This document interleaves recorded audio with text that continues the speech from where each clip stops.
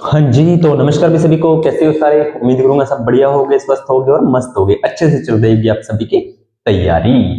तो अपना जो चैनल पर चल रहा था, साइंस चल रही थी, लेकिन अब धीरे धीरे थोड़ा सा काम को बढ़ाएंगे, है ना। तो हमने बात कर ली थी कि मैंने आपको बोला भी था कि मैं आपको बायोलॉजी 11th और 12th की करवाऊंगा।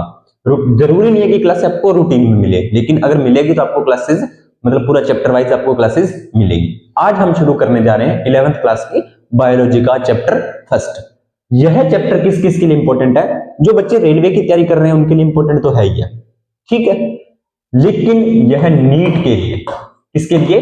नीट के लिए इंपॉर्टेंट है। लैब असिस्टेंट के लिए वेरी वेरी इंपॉर्टेंट है।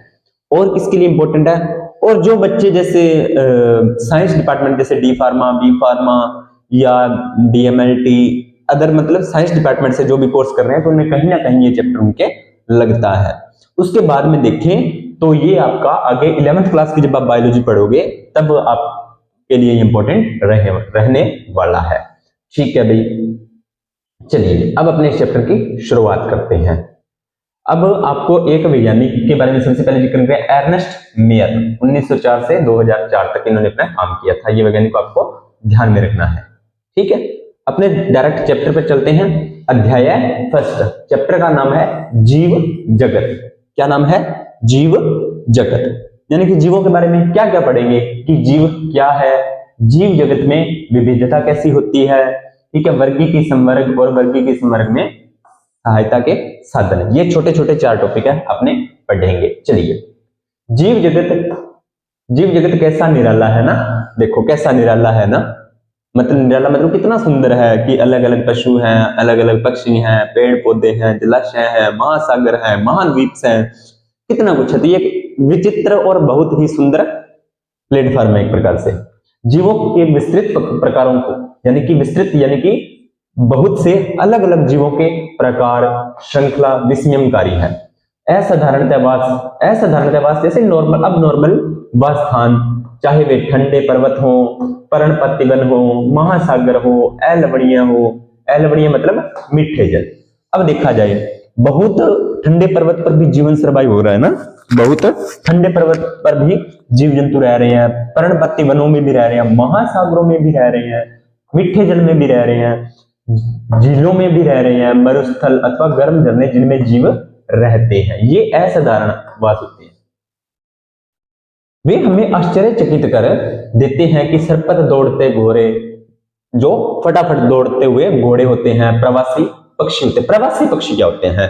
प्रवासी का मतलब जो आने जाने वाले, इधर उधर, कभी इस स्थान पर चले गए उड़कर, कभी उस स्थान से आ गए, वो पक्षी होते हैं आपके प्रवासी पक्षी। घाटियों में खिलते फूल अथवा आक्रमणकारी शार्क की सुंदर विस्मय और चमकदार को आह्वान करती है। पारिस्थितिकी विरोध तथा समष्टि के सदस्यों तथा समष्टि और समुदाय में सहयोग कर उसका अब तक कोशिका की आणविक गतिविधि से पता चलता है। वास्तव में जीवन क्या है? इन 2 प्रश्नों के उत्तर निर्विवाद प्रश्न है।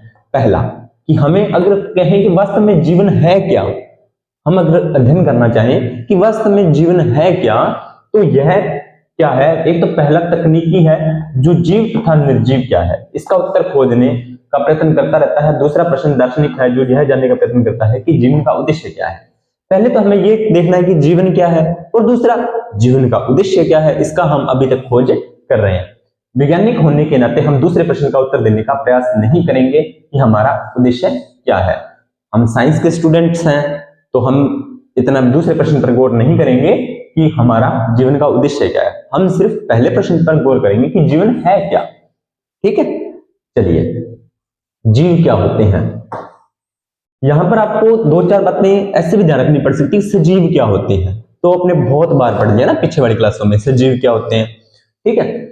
जब हम जीवन को परिभाषित करने का प्रयत्न करते हैं, तब हम प्रायः जीवों के सुस्पष्ट अभिलक्षण को देखते हैं। सुस्पष्ट का अभिलक्षण का मतलब होता है कि जीव के लक्षण को देखते हैं।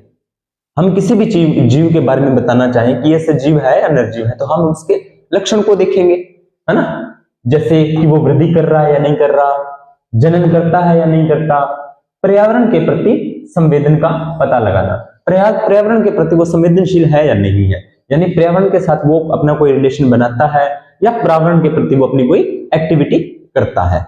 ठीक है, ये दो बातें हैं। और उसके अनुकूलन की क्रिया, अनुकूल क्या होता है? परिस्थिति के अनुसार ढलना। तो वो जीव पर्यावरण के अनुकूल रह सकता है या नहीं। ठीक है, ये उसके अभिलाक्षणिक होते हैं। देखो अब जीव के लक्षण क्या है, हम अगर शॉर्ट में देखें तो जीव के क्या लक्षण है कि वो वृद्धि करता है या नहीं करता। हाँ जी सर, वृद्धि तो करता है। उसके बाद में वो जनन करता है क्या? हाँ जी सर, सजीव जनन करते हैं ना, बिल्कुल करते हैं। पर्यावरण करते हैं संवेदनशीलता। हाँ जी, संवेदनशीलता। अब जैसे हम संवेदनशील है ना पर्यावरण के प्रति, कैसे? अभी ठंड पड़ रही है तो सभी ने जैकेट पहन रखी है ना, और भारे कपड़े पहन रखे हैं, सर्दी ना लगे। जैसे ही गर्मी आएगी तो हम फिर ये ऐसे कपड़े नहीं पहनेंगे ना, हल्के कपड़े पहनेंगे। तो हम क्या हो गए पर्यावरण के प्रति? संवेदनशील हुए। अनुकूलन, अनुकूलन क्या होता है? अनुकूलन होता है जैसे अब सर्दी लग रही है तो जैसे सर्दी का मौसम आता है, ह्यूमन बॉडी का टेम्परेचर होता है 37 डिग्री, लेकिन सर्दी में वायुमंडल का टेम्परेचर नीचे, हमें ठिठुरन महसूस होती है और हमारी जो हमें ठंड लगती है वो हमारी बॉडी का टेम्परेचर मेंटेन होता है। गर्मी आएंगी तो वायुमंडल का टेम्परेचर हो जाता है ज्यादा, हमारी बॉडी का टेम्परेचर होता है कम, इसलिए हमें आता है पसीना और हमारी बॉडी का टेम्परेचर अनुकूलन हो जाता है। तो ये अनुकूलन के सारे काम करता है, तो वो सजीव हो गया। ये सब हमारे मस्तिष्क में तुरंत आते हैं कि ये अद्भुत जीवों के लक्षण हैं। आप इस सूची में उपापचय, अब उपापचय क्या होता है? उपापचय प्यारे बच्चों क्रियाएं होती हैं, जैसे श्वसन हो गया, पाचन हो गया, ये सारी क्रियाएं होती हैं।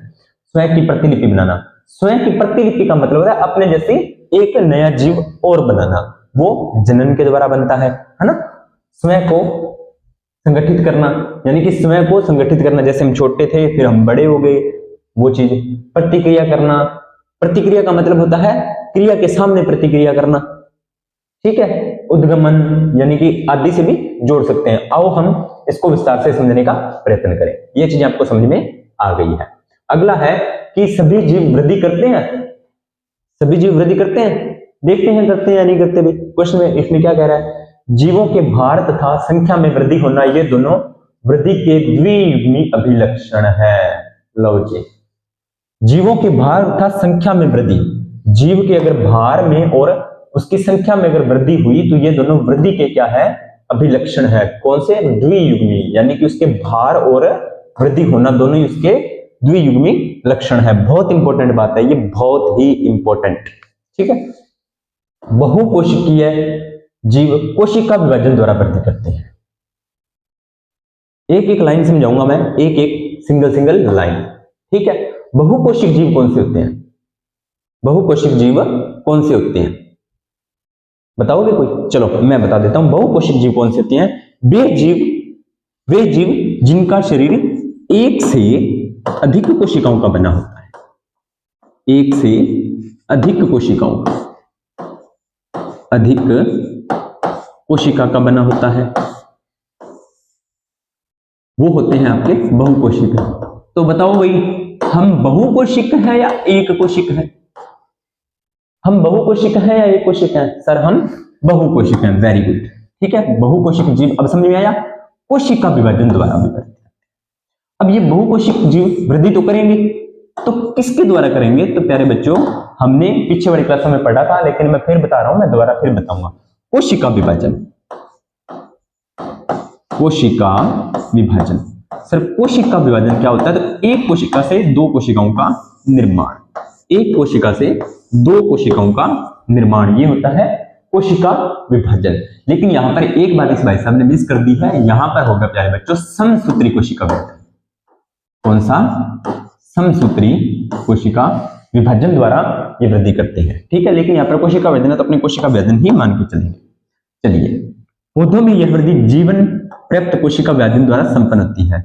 जीवन पर्याप्त कोशिका, पौधों में यह वृद्धि जीवन पर्याप्त कोशिका विभाजन द्वारा संपन्न होती है। प्राणियों में यह वृद्धि कुछ आयु तक होती है। इसका मतलब है कि पौधों में यह वृद्धि, पौधे जब वृद्धि करते हैं ना तो कब तक चलती रहती है? जब तक पूरे जीवन तक पौधों में ये कोशिका वृद्धि चलती रहती है या कोशिका विभाजन चलता रहता है। बहुत इंपॉर्टेंट बात है, पौधों में पूरे जीवन तक ये कोशिका विभाजन चलता रहता है, जबकि प्राणियों में क्या होता है? यह वृद्धि कुछ आयु तक ही होती है।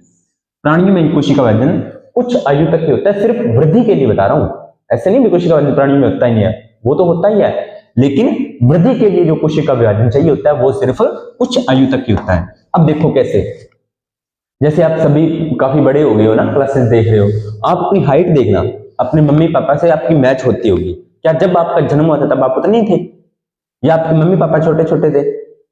नहीं था ना ऐसा। तो आप जब जन्म लेने से आप अपने घर पे बच्चे देखना, जैसे 4 साल के बच्चे होंगे वो लगभग आपके कमर तक आते होंगे, फिर वो धीरे धीरे हमारे जितने बड़े हो जाते हैं, है ना, अपने घर कह देते हैं ना, तो अब मन ज्ञान देवा तो मेरा हाथम खेल लेडवा है ना, वो चीज होती है, क्योंकि वो वृद्धि, हमारी वृद्धि अब कुछ टाइम बाद में रुक जाएगी और बच्चों की वृद्धि अब हो रही है, वो भी टाइम जाने के बाद में रुक जाती है। तो प्राणियों में एक निश्चित आयु तक की वृद्धि होती है, ठीक है। लेकिन कोशिका विभाजन विशिष्ट ऊतकों में होता है ताकि विलुप्त कोशिकाओं स्थान, अब देखो कोशिका विभाजन विशिष्ट ऊतकों में होता है, मैंने जो बोला था वही बात आ गई, ताकि विलुप्त कोशिकाओं के स्थान पर नई कोशिकाओं आ सके, ठीक है। अब कोशिकाएं जो डेड हुई हैं तो उनके स्थान पर नई कोशिका चाहिए, इसलिए कोशिका विभाजन तो लगातार चलता रहता है। एक कोशिकीय जीव भी कोशिका विभाजन द्वारा वृद्धि करते हैं। अब एक कोशिकीय जीव कौन से होते हैं? वे जीव, एक कोशिकीय जीव कौन से होते हैं? वे जीव जिनका शरीर केवल एक कोशिका से बना होता है, जिनका शरीर केवल एक सिंगल कोशिका से बना होता है, जैसे अमीबा, पैरामीशियम, है ना, स्पाइरोगायरा, पैरामीशियम, स्पाइरोगायरा, ये आपको नाम ध्यान में रखने हैं। बड़ी सरलता से कोई भी इसे पत्र संवर्धन में सूक्ष्मदर्शी, माइक्रोस्कोप, सूक्ष्मदर्शी का देखकर कोशिकाओं की संख्या गिन सकता है। इसकी एक कोशिकीय जीव होते हैं ना, उसे आप पत्र संवर्धन विधि होती है, जिसमें आप जनन एक कोशिकीय जीवों का या सूक्ष्म जीवों का आप जनन करवा सकते हो, ठीक है। इसे आप माइक्रोस्कोप में देखकर इसकी संख्या को भी आप गिन सकते हो, ठीक है भाई। अधिकांश उच्च कोटि के प्राणियों तथा पादपों में वृद्धि तथा जन्म पारिस्थितिक विशिष्ट घटनाएं हैं।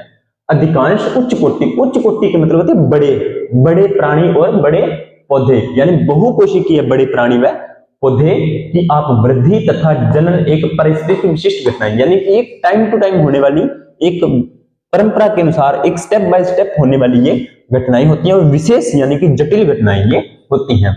आसानी से इसका ध्यान अपने नहीं कर सकते, ठीक है। हमें याद रखना चाहिए कि जीव के भार में वृद्धि होने पर भी वृद्धि को समझा जाता है।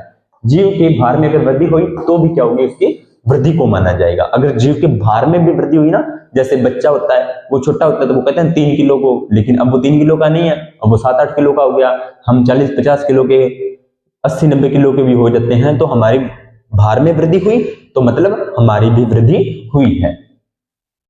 यदि हम भार की वृद्धि को अभिलक्षण मानते हैं तो निर्जीवों के भार में भी वृद्धि होती है, बिल्कुल होती है भी। अगर हम मान लें कि जीव में वृद्धि होती है, अगर मैंने आपको बोला था ना सजीव निर्जीव, इसने थोड़ा सा मतलब लैंग्वेज है वो डिफिकल्ट दी है, लेकिन मैं आपको सरलता से समझाऊंगा।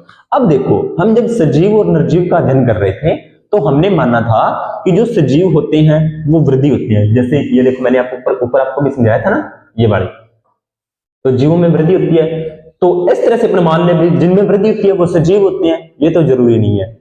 वृद्धि तो निर्जीवों में भी होती है, निर्जीव के भार में भी वृद्धि होती है। सर कैसे? निर्जीव तो वृद्धि कर ही नहीं सकते, बिल्कुल करते हैं, जैसे पर्वत हो गए, ठीक है, गोलाश्म हो गए, रेत के टीले भी वृद्धि करते हैं, बिल्कुल करते हैं भाई, है ना। मरुस्थल जब आप जियोग्राफी में पढ़ोगे तो वहां पर मरुस्थल भी वृद्धि करते हैं। लेकिन निर्जीवों में इस प्रकार की वृद्धि उसकी सतह पर पदार्थों के एकत्र होने के कारण होती है। लेकिन वृद्धि तो होती है निर्जीवों में, लेकिन उनमें वृद्धि विभाजन द्वारा, कोशिका विभाजन द्वारा नहीं होती, उसकी सतह पर पदार्थ एकत्र हो जाते हैं बस। उस निर्जीवों में कोई कोशिका विभाजन नहीं होता, उसमें सिर्फ सतह पर पदार्थ एकत्र हो जाते हैं। जैसे मरुस्थल के रेत के टीले होते हैं तो वहां पर और मिट्टी आ जाएगी, जो पर्वत होंगे वहां पर और ज्यादा मतलब धीरे धीरे चीजों का जमाव होने लग जाएगा ना, तो उस कारण वो वृद्धि होती है। जीवों में यह वृद्धि अंतर की ओर से होती है। अब जीवों में, सजीवों में यह वृद्धि अंदर की ओर से होती है, यानी कि उसके बॉडी के अंदर से यह वृद्धि होती है, बाहर से नहीं। निर्जीवों में क्या होता है, जैसे पर्वत है, पर्वत पर धीरे धीरे मिट्टी गिरती रहेगी, बरसात गिरती रहेगी, पेड़ पौधे उस पर मान लीजिए अपशिष्ट गिरते रहेंगे, तो वो धीरे धीरे बड़ा होता जाएगा, तो वृद्धि तो उसमें भी हुई। लेकिन सजीव में क्या होता है, ऐसा नहीं होता, उसके अंदर से उसकी कोशिका विभाजन द्वारा उसके शरीर में वृद्धि होती है। ये बात ये कहना चाह रहा है। इसलिए वृद्धि को जीवों का एक विशिष्ट गुण नहीं मान सकते।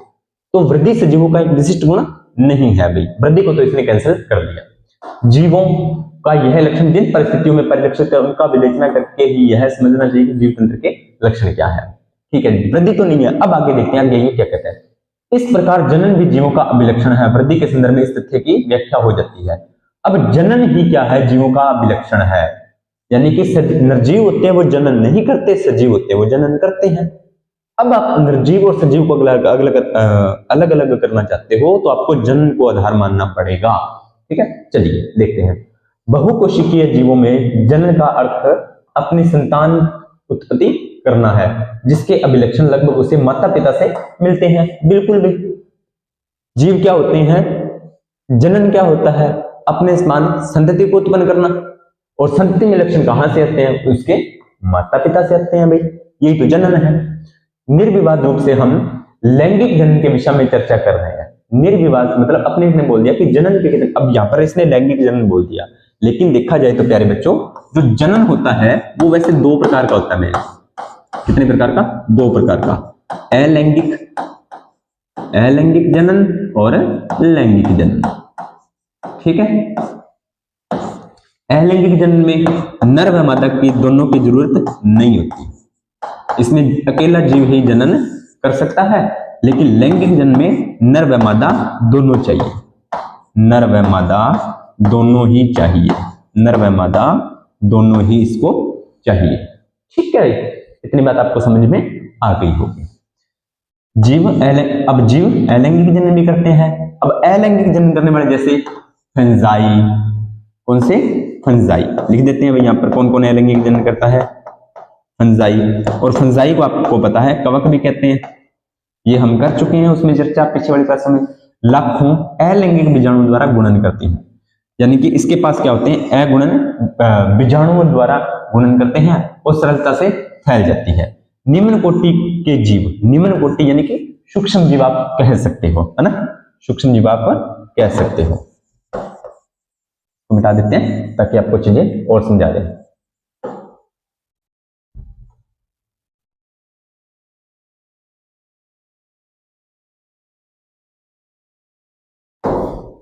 ठीक है, निम्न कोटि के जीव जैसे हीस्ट, एक तो हीस्ट, दूसरा हाइड्रा में मुकुलन द्वारा जनन होता है। पूछ सकता है भाई हीस्ट और हाइड्रा में जनन की विधि क्या है, तो ये होती है आपकी मुकुलन।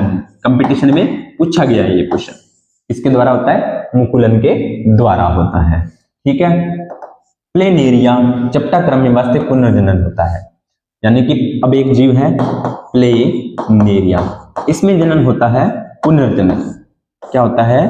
पुनर्जनन, पुनर्जनन होता है। ठीक है, अर्थात एक खंडित जीव अपने शरीर के लुप्त अंग को पुनः प्राप्त जीवित कर लेता है।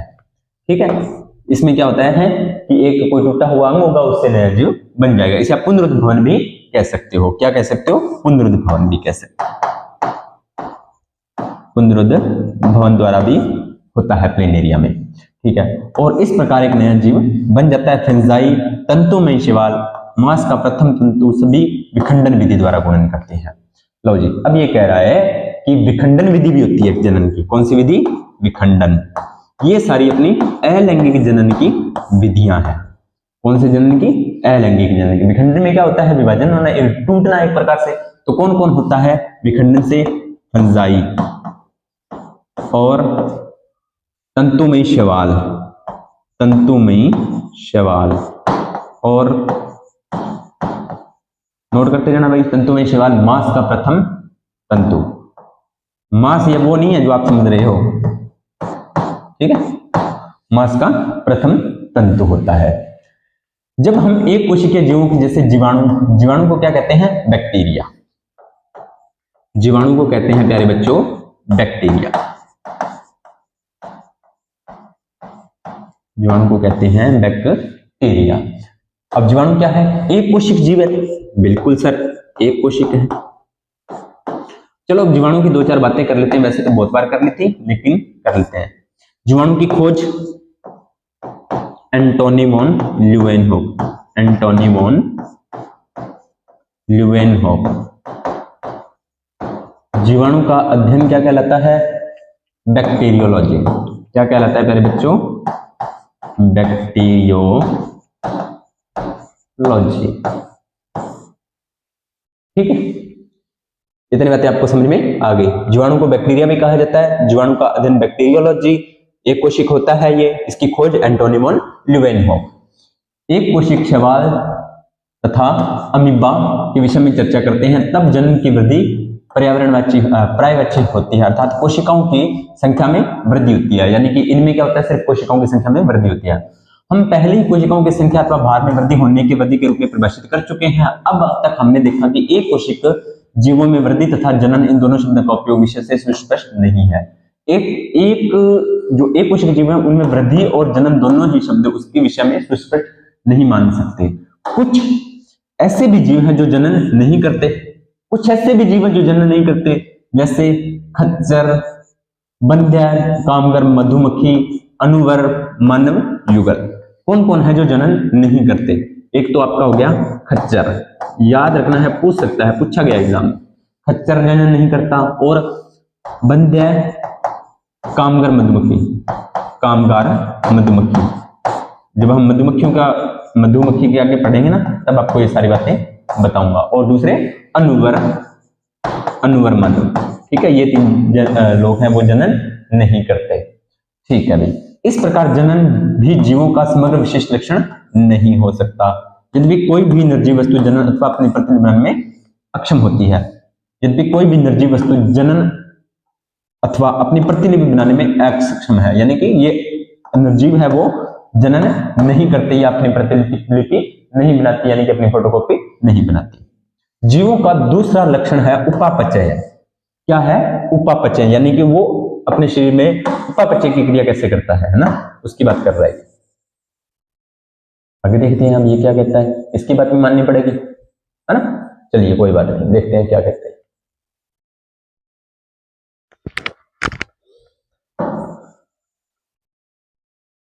चलिए, सभी जीव रसायनों से बने होते हैं। बिल्कुल सर, ये बात तो हमें पता है कि सभी जीव किससे बने होते हैं?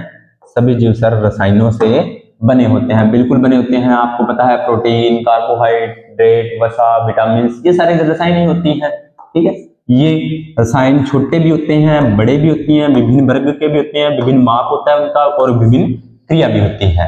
यानी कि रसायन अलग भी होते हैं, उनका रसायन छोटे बड़े भी हो सकते हैं, उनका अलग अलग वर्ग भी हो सकता है, उनका माप भी अलग होगा, उनकी क्रिया भी क्या होगी? सभी की अलग अलग होगी, जो अनवरत जैव अणुओं में बदलते और उसका निर्माण करते हैं। ये परिवर्तन रासायनिक उपापचय क्रियाओं है। ये परिवर्तन क्या होता है? रासायनिक व उपापचय क्रियाओं द्वारा होता है। देखो कैसे, जैसे हम भोजन खाते हैं तो हमारे भोजन में मुख्य 7 पोषक तत्व होते हैं। कौन कौन से? कार्बोहाइड्रेट, प्रोटीन, वसा, विटामिन, खनिज लवण, खाद्य रश्मि और जल। अब हमने ये भोजन खाते हैं तो हमारी बॉडी में क्या होती है? उपापचय क्रियाएं होती हैं। फिर कार्बोहाइड्रेट को अलग भेजा जाता है, विटामिन को अलग भेजा जाता है, प्रोटीन को अलग भेजा जाता है, उन सभी को फिर अलग अलग तोड़ा जाता है और अलग अलग उनसे काम करवाए जाते हैं, और वही क्या है? हमारी उपापचय क्रियाएं हैं।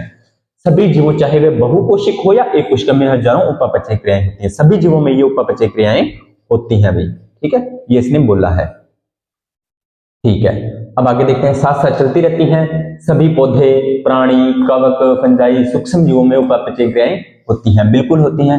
हमारे शरीर में होने वाली सभी रासायनिक क्रियाएं उपापचय क्रियाएं हैं। बिल्कुल है भी। किसी भी निर्जीव में उपापचय क्रियाएं नहीं होती, किसी भी निर्जीव में ये उपापचय क्रिया नहीं होती। शरीर के बाहर कोशिका मुख तंत्र में उपापचय क्रियाएं प्रदर्शित हो सकती हैं। शरीर के बाहर कोशिका के मुख तंत्र में भी ये उपापचय क्रियाएं हो सकती हैं। जीव के शरीर से बाहर परख नली में की गई उपापचय क्रियाएं न तो जैव होती हैं और न ही निर्जीव। अब कह रहा है कि जीव के शरीर के बाहर अगर आप परख नली में उपापचय क्रियाएं कराते तो वो तो ना तो जैव है और ना ही निर्जीव, वो ना दोनों के बीच की कंडीशंस बन जाएगी। ठीक है, चलिए मुझे एक बात बताइए, सर्जीव और निर्जीव के बीच की योज्य कड़ी क्या होती है? कमेंट सेक्शन में डालना। अतः उपापचय क्रियाएं निरपरिवार जीवों के विशेष गुण के रूप में परिभाषित हैं। लो जी, तो सजीवों का विशिष्ट गुण क्या है? सजीव का विशिष्ट गुण क्या है? तो एक है हमारे पास उपापचयी क्रिया। अभी तक ये बात हमारे पास निकल के आई है, ठीक है। जबकि पत्र एकाकी उपापचय क्रिया जैविक नहीं है, जो हमने बोला, यानी कि आप अगर प्रखंडली में करवाओगे तो वो जैविक क्रिया नहीं मानी जाएगी। यद्यपि यह निश्चित है कि जीवित क्रियाएं हैं। अतः शरीर में कोशिकीय संगठन सजीव रूप से अभिलक्षण। दूसरा क्या है? कोशिकीय संगठन। सजीव का दूसरा लक्षण क्या है? कोशिकीय संगठन। ये आपको बताने होते हैं। जब आप वैसे बोलते हैं ना कि सजीव सांस लेते हैं, निर्जीव सांस नहीं लेते, है ना, तो ये वास्तव में क्रियाएं ये होती हैं। और सांस लेना उपापचय क्रिया में आता है। ये हम आगे जब चर्चा करेंगे तब आपको बताऊंगा मैं, ठीक है। इसमें किसी को कोई डाउट नहीं होना चाहिए। अब आगे देखते हैं आगे क्या कहता है ये। शायद सभी जीवों का सबसे सुस्पष्ट परंतु पेचीदा अभिलक्षण अपने आसपास या पर्यावरण के उद्दीपनों जो भौतिक, रासायनिक अथवा जैविक हो सकते हैं। देखते हैं अब क्या कहते हैं, ठीक है। ये पेचीदा अभिलक्षण है जो अपने आसपास के पर्यावरण के वातावरण, भौतिक और रासायनिक और जैविक भी हो सकते हैं, ठीक है। चलिए अगला शुरू करते हैं अपने, क्या कहता है ये।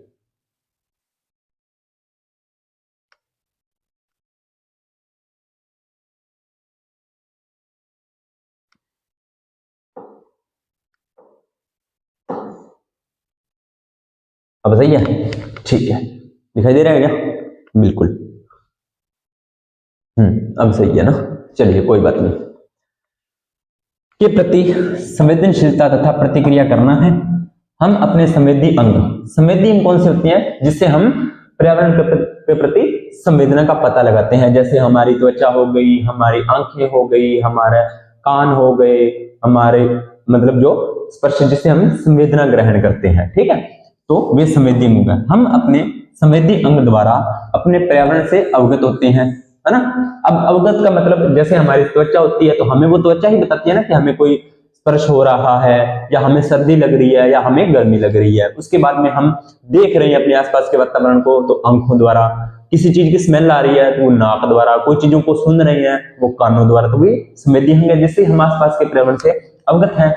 पौधे प्रकाश, पानी, ताप, अन्य जीव, प्रदूषक आदि जैसे बाह्य कारकों के प्रति प्रतिक्रिया दिखाते हैं। पौधे भी सभी के, पौधों के क्या क्या है? तो पौधे प्रकाश के प्रति अभिक्रिया दिखाते हैं, बिल्कुल दिखाते हैं।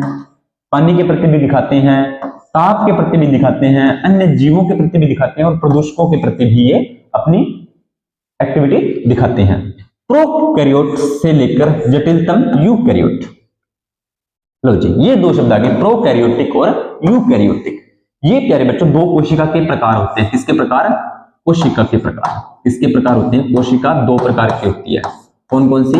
एक प्रोकैरियोटिक, प्रोकैरियोटिक,